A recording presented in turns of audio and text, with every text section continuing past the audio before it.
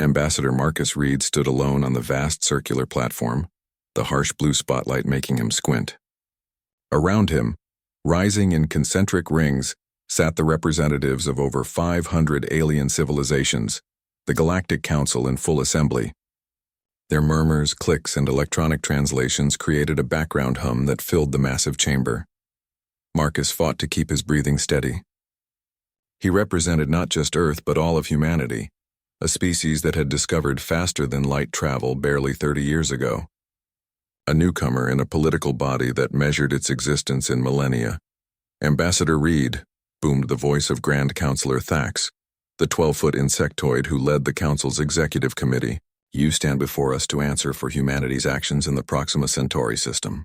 Our sensors detected unauthorized mining operations in direct violation of Statute 447. The spotlight intensified, and Marcus felt sweat beading on his forehead. This was the moment Earth's intelligence services had prepared him for, the trap they had predicted. With respect, Grand Counselor, Marcus replied, his voice clear and unwavering despite his racing heart. Humanity was never informed that Proxima Centauri fell under restricted mining protocols. A ripple of murmurs spread through the chamber. From the third ring, a gaseous entity contained within a hovering sphere spoke, its words translated into the common tongue. The databases provided to Earth upon admission clearly included all restricted zones. Marcus allowed himself a small smile. Indeed, Counselor Zur, and our analysts discovered something interesting about those databases. With a subtle movement, Marcus activated the holographic display embedded in his sleeve. Above the platform, a complex data tree appeared, sections highlighted in red. The database provided to Earth was altered. Specific regions, including Proxima Centauri, were deliberately removed from the restricted list. The chamber erupted in confused chatter. Thax slammed a pincer against his podium, restoring order. These are serious accusations, human, Thax rumbled. What evidence supports this claim? Digital signatures, Marcus replied calmly. Each database update is authenticated by the Council's central AI. Our cryptographers identified discrepancies in the authentication codes. Someone with high-level access modified our copy.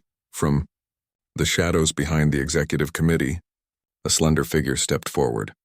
Ambassador Lyria of the Vex Confederation, known throughout the galaxy as master strategists and political manipulators. Even if true, this changes nothing. Lyria's melodic voice carried effortlessly. Ignorance of law is no excuse. The human mining operation has damaged a delicate ecosystem. The Council proposes immediate sanctions against Earth, including withdrawal of all colonial rights for a standard century. There it was, the real agenda. Marcus had been briefed about the Vex interest in humanity's newly established colonies, especially those rich in rare elements.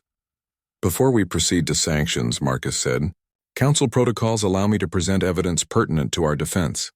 Thax hesitated, then nodded reluctantly. Proceed, Marcus tapped his communicator. Captain Rivera, you may enter. The massive doors at the rear of the chamber slid open.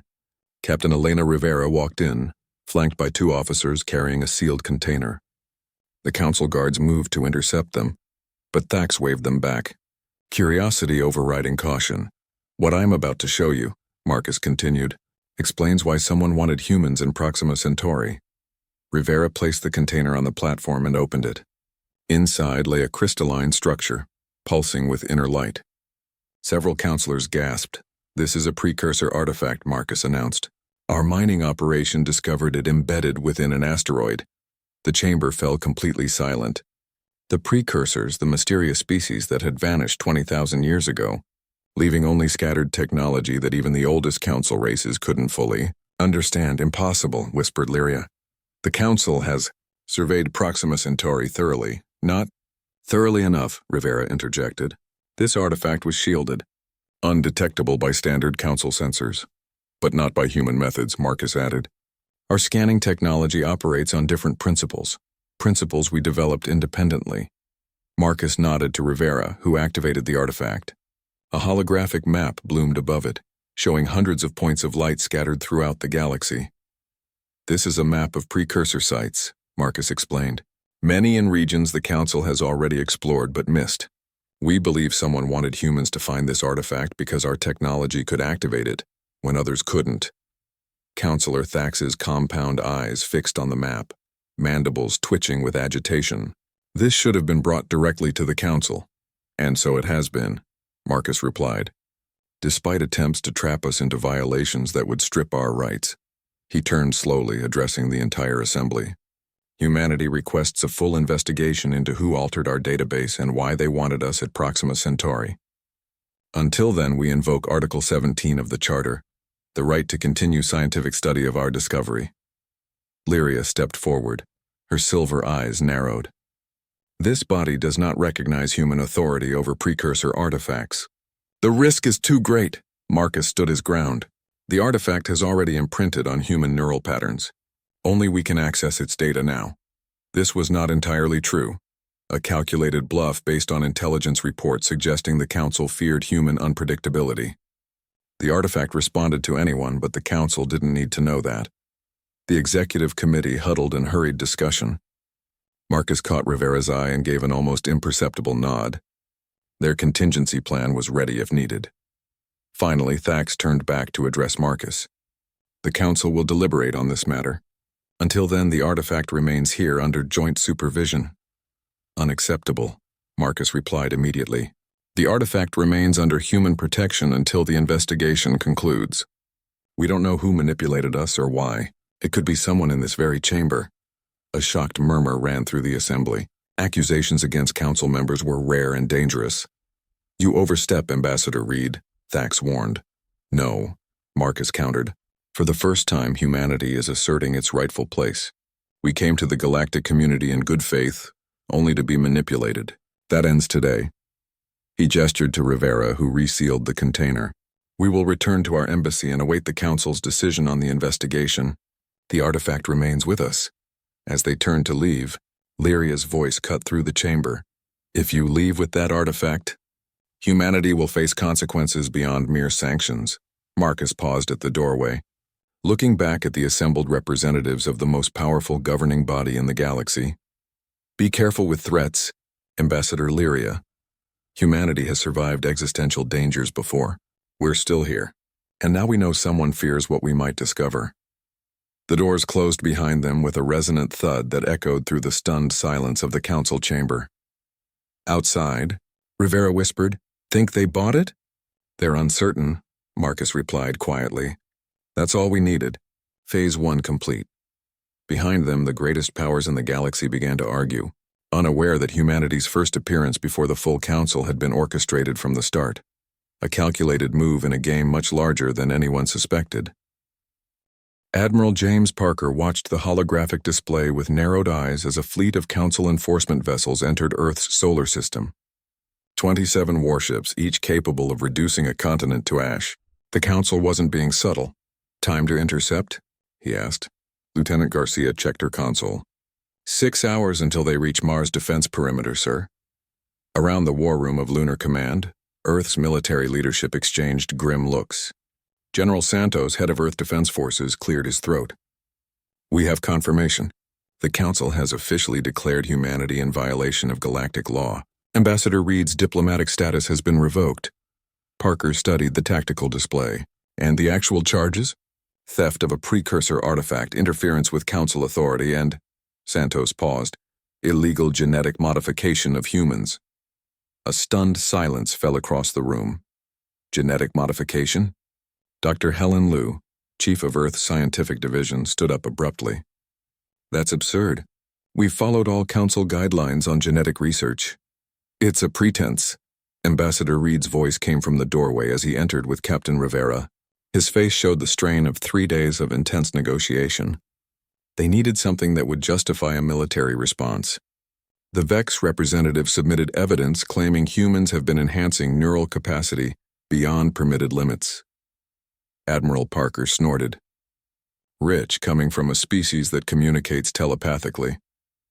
It doesn't matter if it's true, Reed continued, placing the sealed container with the precursor artifact on the central table. The Vex and their allies have been planning this move for months. The altered database, the trap at Proxima Centauri, it was all designed to isolate Earth politically. General Santos frowned. Why, what could they possibly gain? Dr. Liu approached the artifact container, her expression thoughtful. This, or rather, what it represents. She looked up at the assembled leaders. We've completed our analysis. This isn't just a map of precursor sites.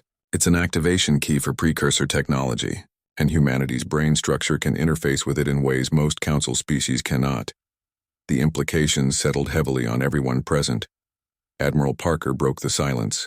The council fleet isn't here for negotiations. They're here to seize the artifact and place Earth under protective quarantine, which means occupation. Do we stand a chance against those ships? Santos asked. In conventional combat? No, Parker replied bluntly. But we've been preparing for this scenario ever since we discovered the artifact 6 months ago. He tapped a command into the table console. The holographic display shifted to show a hidden installation on Mars. Project Daedalus, Parker explained. A prototype defense system using principles we derived from studying the artifact. Untested in actual combat, but the simulations are promising. You built weapons based on precursor technology? Reed asked, alarmed. That violates at least 3 council laws. Laws that were going to be used against us anyway, Parker countered. The council races have been hostile to human expansion from day one. They see us as unpredictable, dangerous. This confrontation was inevitable. Dr. Liu shook her head. Daedalus isn't ready. The power requirements alone. We're out of options, Doctor, Parker interrupted. The fleet approaching carries enough firepower to turn Earth into a memory. The room fell silent again as the weight of the situation sank in. Ambassador Reed stepped forward. There's another option. The contingency protocol. General Santos straightened. That's theoretical. We haven't tested. We don't have time for tests, Reed cut in. The precursor artifact contains coordinates to locations outside council space, places they've never mapped or explored. He turned to Dr. Liu. The quantum beacon. Can it be ready in 6 hours? The scientist hesitated, then nodded slowly. Yes, but we'd need to evacuate all key personnel and data immediately. And once activated, there's no guarantee. There never is, Reed said grimly. But I've spent enough time with the council to know they won't stop with just the artifact. They want to ensure humanity never threatens their power structure again. Admiral Parker studied Reed's face.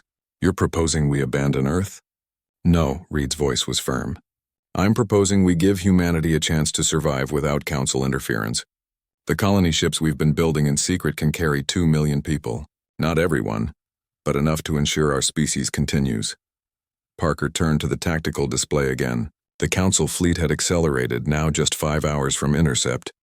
They've detected our defense preparations, Lieutenant Garcia reported. They're deploying into attack formation.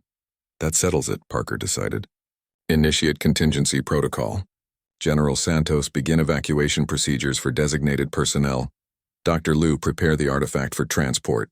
We need that quantum beacon operational before the fleet arrives. As the room burst into activity, Reed pulled Parker aside. They'll pursue us. Let them try, Parker replied. The coordinates in the artifact point to systems beyond their navigational capabilities.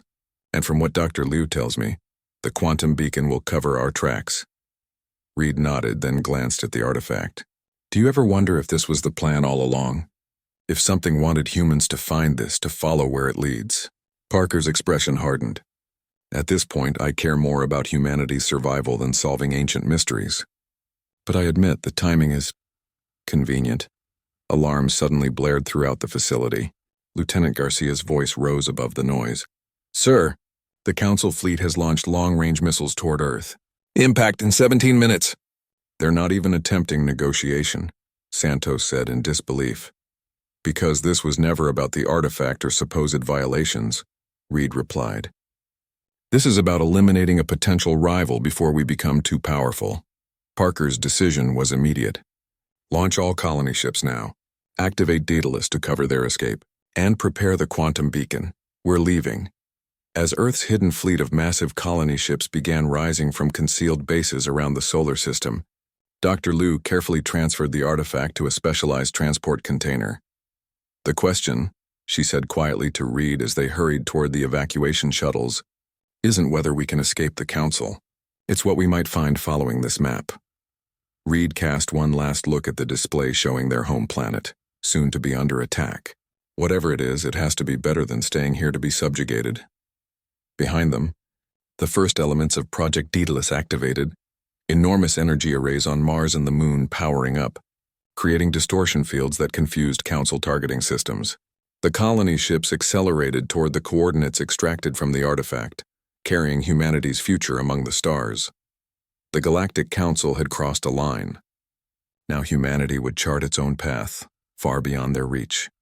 The massive colony ship Pathfinder emerged from quantum space with a ripple of distorted light, its hull gleaming in the radiance of an unfamiliar star. On the bridge, Captain Mira Wilson gripped the command rail as stabilization systems struggled to compensate for the turbulent arrival.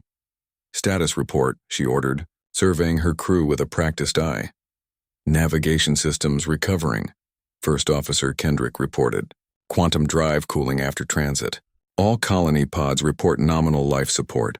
Mira nodded, allowing herself a moment of relief. The Pathfinder carried 50,000 sleeping colonists, refugees from Earth fleeing the Council's attack 3 months ago. "Where exactly are we?" she asked the navigation officer.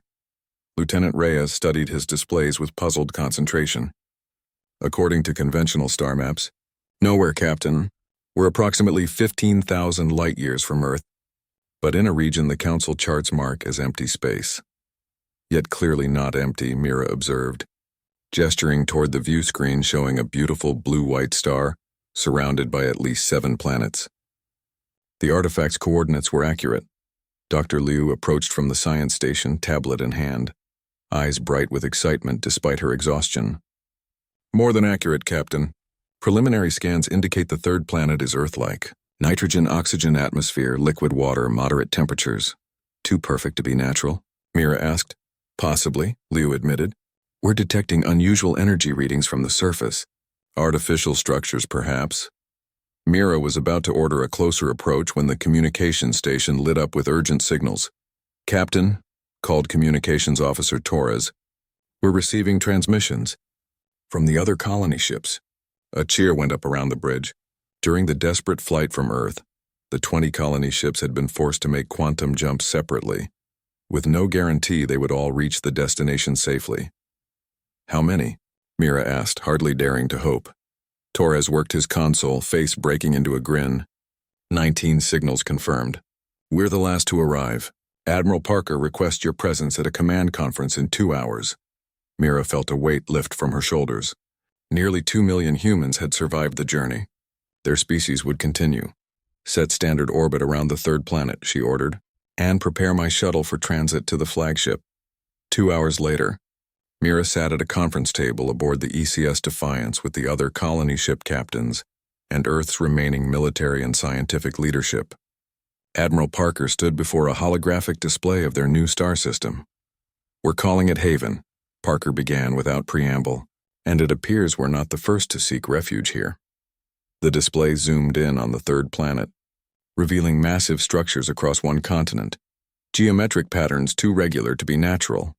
"Precursor ruins?" asked Captain Jeffries of the horizon. "Not ruins," Dr. Liu corrected, manipulating the display to show energy readings. "Active installations. Dormant for millennia, perhaps, but still functioning. And they activated when we entered the system." A murmur ran through the assembled leaders. Ambassador Reed spoke up from his position near the head of the table. "The artifact wasn't just a map. It was a key. It brought us to a precursor sanctuary." "But why?" General Santos asked. "Why would an ancient species leave breadcrumbs for humans specifically?" Dr. Liu's expression turned thoughtful. "It may not be about humans specifically, but about our neural patterns. The precursor's technology responds to certain brainwave frequencies. Humans generate these naturally. Most Council species don't. Which explains why the Council races never found this place despite millennia of exploration," Mira realized. "Their ships would have passed right through this system without the artifact to guide them." Admiral Parker nodded. "And why certain factions in the Council were so determined to prevent humans from discovering our potential. They sensed we could access technology they couldn't control." "Speaking of the Council," Captain Reynolds of the Aurora cut in, "what's our status? Any signs of pursuit?" "None yet," Parker replied. "The quantum beacon appears to have masked our trail effectively. But we should assume they're searching. The Council won't simply accept our escape." Ambassador Reed stood up, his diplomatic demeanor giving way to tired pragmatism. We need to establish a permanent settlement immediately. The colony pods were designed for rapid deployment. If we begin now, we can have basic infrastructure in place within weeks. And what about these? Santos gestured to the precursor installations. Do we just ignore potentially powerful alien technology while we build our new home? Dr. Liu shook her head. We can't ignore them even if we wanted to. The installations are scanning our ships, interfacing with our systems. They know we're here. A sudden alert chimed from multiple consoles. The holographic display shifted automatically to show a massive energy surge from the largest precursor structure on the planet. What's happening? Parker demanded. Liu studied the readings, eyes widening. It's activating fully, powering up systems across the entire installation network. Defensive measures? Santos asked sharply. No, Liu replied, wonder in her voice. It's opening something. A transmission channel. Before anyone could respond, the holographic display flickered and transformed. In its place stood a humanoid figure, tall and slender, composed of shifting patterns of light. When it spoke, the words appeared directly in their minds, translated perfectly. Welcome, children of Earth, the figure said. You have been expected. The conference room fell silent in shock. Who? What are you? Reed finally managed. I am Sentinel, an interface construct left by those you call precursors. My purpose is to guide worthy species to claim their inheritance, Mira found her voice. Inheritance? We came here fleeing extinction. As intended, the construct replied. The trial of survival culls those unprepared for advancement. You were guided to Proxima Centauri, tested by the Council's fear and delivered here by your own ingenuity. Admiral Parker's expression hardened. Are you saying the Council's attack was part of some test? The Galactic Council has served its purpose for 20,000 years, Sentinel explained. Maintaining order, preventing catastrophic wars. But it has also stagnated, suppressing species with potential to evolve beyond its founder's capabilities. The construct's form shifted, displaying the galaxy with pulsing points of light. The precursors did not vanish. They ascended, leaving behind tools for worthy successors. Humanity is the first in 50,000 years to demonstrate the necessary attributes. What attributes? Dr. Liu asked. Adaptability, creativity under pressure, willingness to defy imposed limitations. The construct's gaze seemed to assess each person individually. And most importantly, brains capable of directly interfacing with precursor technology. Ambassador Reed stepped forward. What exactly is this inheritance you're offering? Knowledge. Technology beyond the Council's understanding. And a choice. The construct gestured and the display changed to show massive shipyards and defense installations hidden beneath the planet's surface. You may build here in safety, protected from Council interference. In time, return to reclaim your place among the stars, or what? Parker prompted. Or follow the path the precursors themselves took, toward something greater than planetary civilizations or even galactic empires. As the leaders of humanity's remnant digested this revelation, Captain Mira felt a strange mixture of hope and unease. They had fled here seeking mere survival. Instead, they had stumbled into what appeared to be a carefully orchestrated ascension plan millennia in the making. We need time, Reed told the construct. Our people must be settled, made safe. Time is available, Sentinel agreed. But be aware, the Council has found traces of your passage. They will discover this place eventually. Admiral Parker's expression turned resolute. Then we'd better be ready when they do. As the meeting adjourned, Mira lingered, watching the construct's light form shimmer with potential. The Galactic Council had crossed a line, driving humanity from its home. Now, ironically, that very act had delivered them to a power the Council had never managed to claim. When the Council finally found them, and they would discover a very different humanity waiting. Grand Counselor Thax's compound eyes reflected the holographic display, showing the aftermath of Earth's devastation. 3 years had passed since the humans had mysteriously vanished, leaving behind defense systems that had claimed 12 Council vessels before being overwhelmed. Still no trace of their colony ships? He asked, mandibles clicking with irritation. Admiral Zeltor of the Council Enforcement Fleet shifted uncomfortably. None, Grand Counselor. The quantum distortion they use to cover their escape defies our tracking methods. Lyria of the Vex Confederation stepped forward. Her silver eyes narrowed. This failure is unacceptable. 2 million humans, 20 massive ships, they cannot simply disappear without a trace. Yet they have, Thax replied. For 3 years we have searched, dedicated a third of the Council's resources to finding them, and discovered nothing. The Council chamber, usually filled with representatives from hundreds of worlds, now held only the executive committee and military leadership, a sign of how sensitive the human problem had become. The situation has changed, Thax continued. We have a new development. He manipulated the controls, and the holographic display shifted to show a Council research vessel drifting dead in space.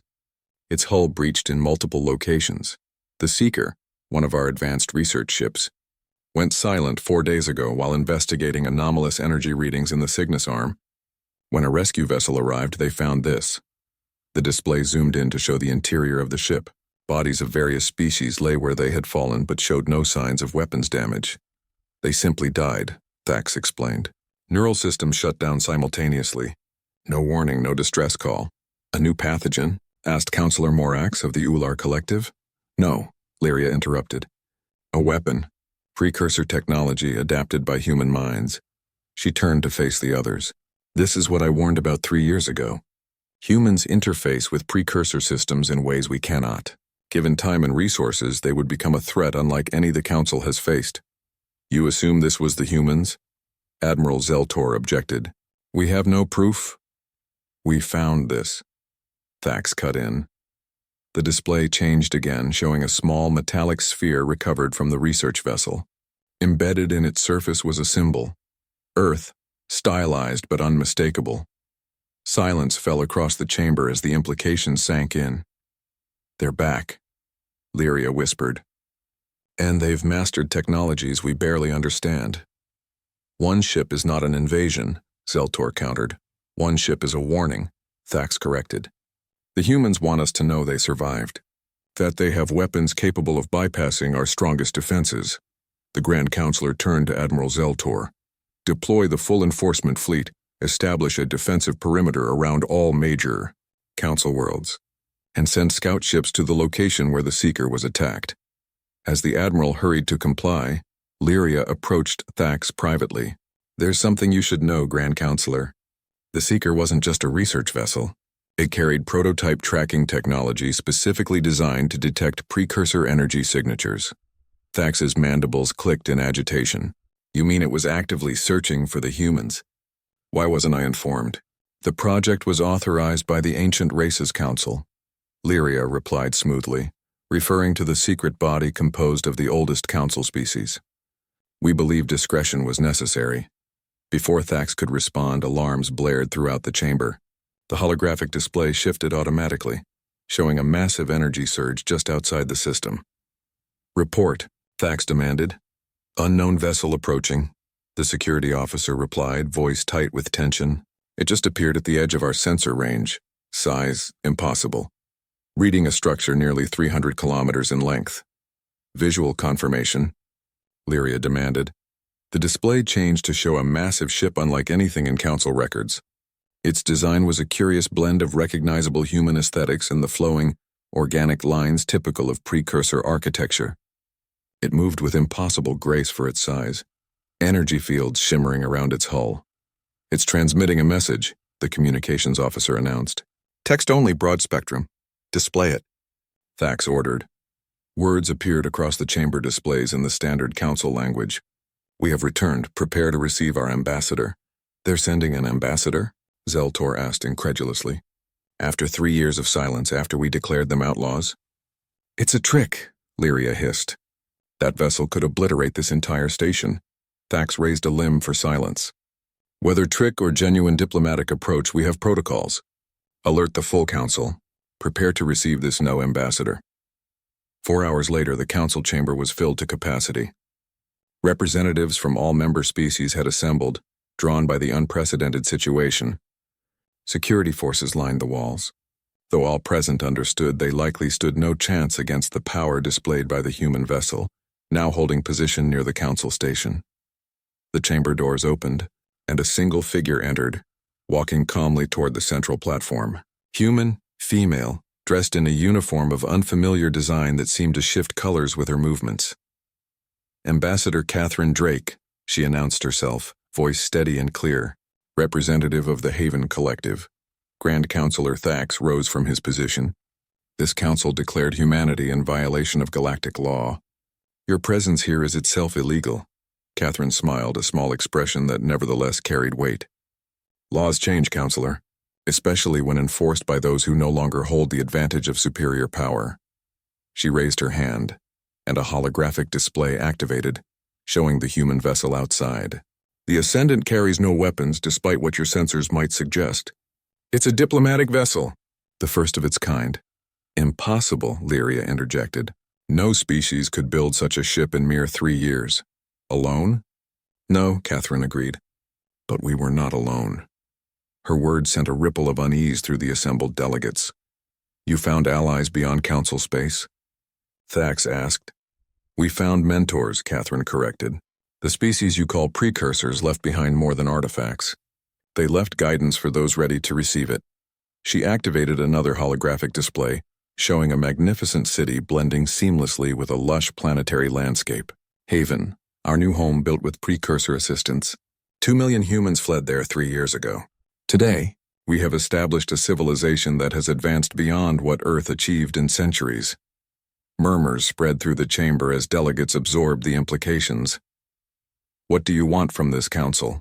Thax demanded. Revenge for Earth? Catherine's expression hardened. Earth is not destroyed, merely damaged. It will recover. And no, we don't seek revenge. We seek acknowledgement. Of what? Lyria asked suspiciously. That the council erred. That fear drove you to attack a species whose only crime was developing along paths you couldn't control. Catherine's gaze swept the chamber, and most importantly, that the time has come for the council to evolve beyond its founding principles. She gestured, and a new hologram appeared, a complex document titled The Haven Accords. These are our terms, not for surrender but for a new relationship between humanity and the Galactic Council. Catherine's voice remained level. The precursors created the conditions that eventually gave rise to this council. They seeded worlds, guided evolution, encouraged spacefaring civilizations, but they always intended for the next stage to follow. Which is? Thax asked. Partnership instead of hierarchy. Innovation instead of stagnation. The precursors didn't vanish, they ascended. They left behind the tools for others to follow when ready. Catherine stepped closer to the central platform. The council crossed a line when it attacked Earth based on fear of human potential. Now humanity refuses to return to a system built on those fears. Instead, we offer a new beginning. And if we refuse? Lyria challenged. Catherine's expression remained neutral. Then humanity will continue its development outside council space. The precursor network extends far beyond your borders. But know this, others will follow our path. Already, 3 species within the council have demonstrated the neural patterns compatible with precursor interfaces. She let the implication hang in the air that the council's days of unchallenged authority were ending, one way or another. Thax studied the human ambassador carefully, compound eyes unblinking. The council must deliberate on these accords. Of course, Catherine agreed. The Ascendant will remain in position for 3 standard days. Sufficient time for wisdom to prevail. As she turned to leave, Catherine paused, looking back at the assembled representatives of the most powerful government in known space. The precursors had a saying, evolution cannot be prevented, only guided or abandoned. The council now faces that choice. The doors closed behind her, leaving the chamber in tense silence. The Haven Accord still displayed prominently for all to see, a blueprint for a future none had imagined possible just hours before. The line had been crossed. There was no going back to the old order. The only question was whether the council would help shape the new one or be left behind. The observation deck of the Ascendant offered a panoramic view of the council station, its massive ring structure gleaming against the backdrop of space. Ambassador Catherine Drake stood alone, watching the countless lights of ships coming and going, the everyday business of galactic governance continuing despite the unprecedented situation. The door slid open behind her. Admiral Robert Parker entered, his uniform now bearing the insignia of the Haven Defense Fleet rather than Earth's military. The Council has requested an extension, he reported. They claim 3 days is insufficient to review the accords. Catherine nodded without turning. They're stalling. hoping to find weaknesses or to discover the location of Haven. Should we grant the extension? Yes, another 2 days. She finally turned to face him. How are our other initiatives proceeding? Parker activated a secure holographic display. The Tellurians have formally requested access to precursor interfacing technology. The Mentak Collective and Drift Nomads are expected to follow, 7 Council species with compatible neural patterns in total. And the Ancient Races Council? Any response to our private communique? Parker's expression tightened. Nothing official, but our intelligence suggests they're divided. 3 of the 8 ancient species are advocating for accepting the accords. The others remain opposed. Catherine allowed herself a small smile. Better than expected. Sentinel predicted total resistance. Speaking of Sentinel, Parker lowered his voice, though they were alone. The integration process continues to accelerate. Dr. Liu reports neural compatibility has reached 97%. Catherine nodded, a distant look crossing her face. The precursor AI known as Sentinel had become much more than a guide. In the years since humanity's arrival on Haven, its gradual merging with human consciousness represented a step toward the ascension the precursors themselves had achieved millennia. Ego, we're proceeding faster than any species they encountered before, she murmured. Sentinel believes the trauma of our exodus from Earth somehow prepared our minds for integration. Parker looked uncomfortable, as he always did when discussing the more metaphysical aspects of precursor technology. The Council won't surrender their power easily. If they learn what awaits at the end of this path, they already suspect, Catherine interrupted. Why else would the Vex and their allies be so determined to stop us? They've glimpsed enough of precursor legacy to fear what comes next. Their conversation was interrupted by an urgent alert from the ship's communication system. Ambassador, came the voice of Communications Officer Diaz. We're detecting unusual activity around the Council station.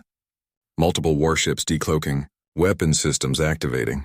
Catherine and Parker exchanged alarmed glances before rushing to the command deck. There they found the crew monitoring a rapidly deteriorating situation. 17 Council warships, reported Tactical Officer Monroe. Aegis-class destroyers.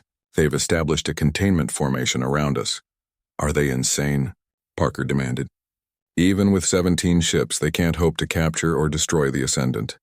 Catherine studied the tactical display with narrowed eyes. They don't need to destroy us. They just need to delay us.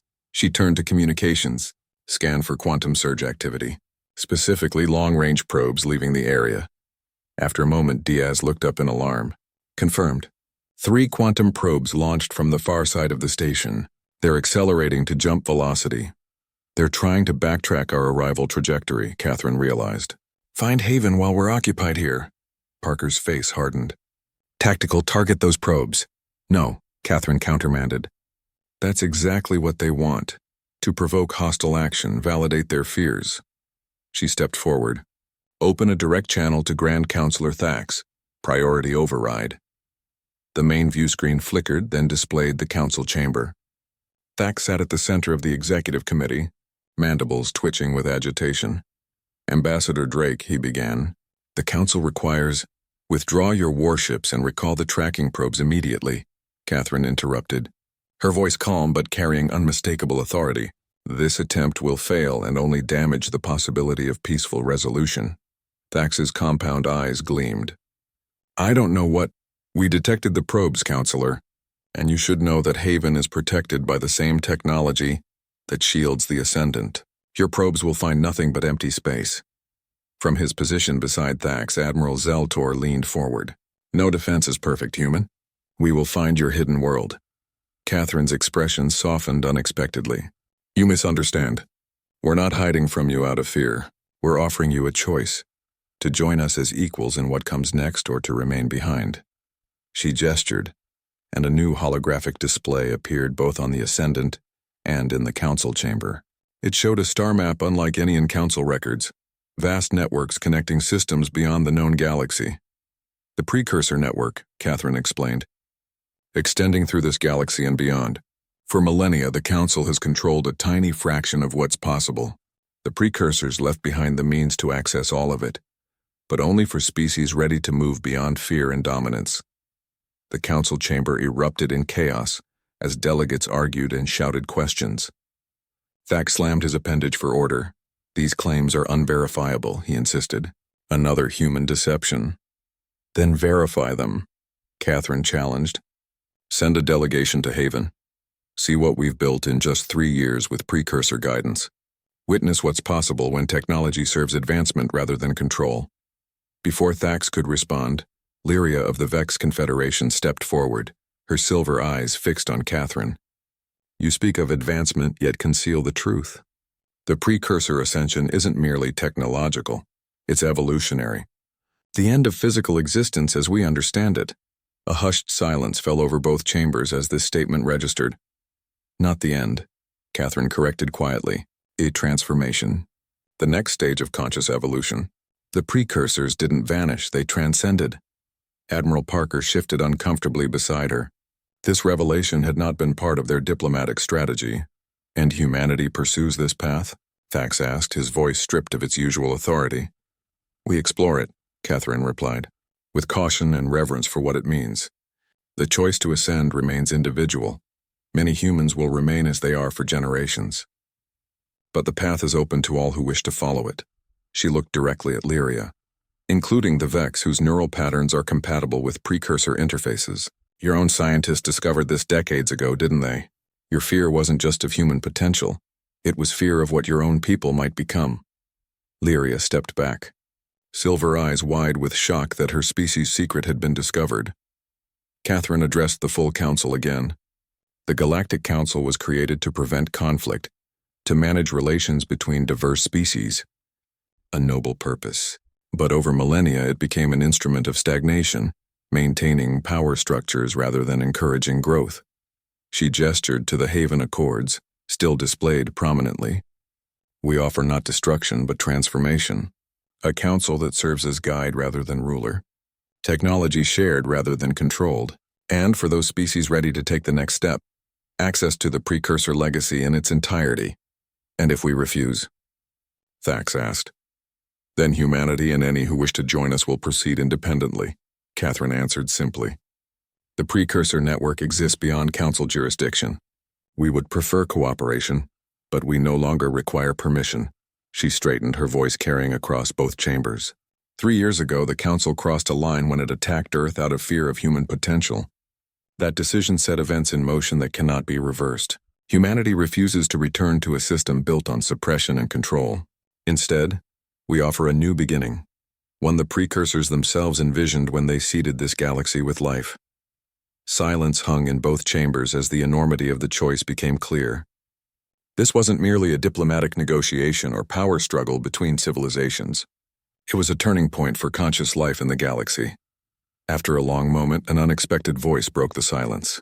Counselor Vorax of the ancient races stood, his crystalline form glowing with inner light. For 10,000 years my species has guarded knowledge of the precursors, he announced. We believe no modern species was ready for what they left behind. We were wrong. The Ancient Races Council will review the Haven Accords. One by one, other representatives stood, first the Tellurians and Mentats, then dozens more, until nearly half the chamber had signaled support. Thax's mandibles worked silently for a moment before he finally spoke. This council will consider the accords. The delegation to Haven is approved. Catherine nodded, satisfaction in her eyes. The Ascendant will transport your representatives in 2 days. Prepare for a journey beyond anything in your records. As the transmission ended, Admiral Parker turned to her. That was a gamble, revealing so much about Ascension. The Council might see it as an existential threat, or as the greatest opportunity in their history, Catherine countered. Either way, there's no going back. The precursors designed this moment, the point when fear of the unknown must give way to embracing it.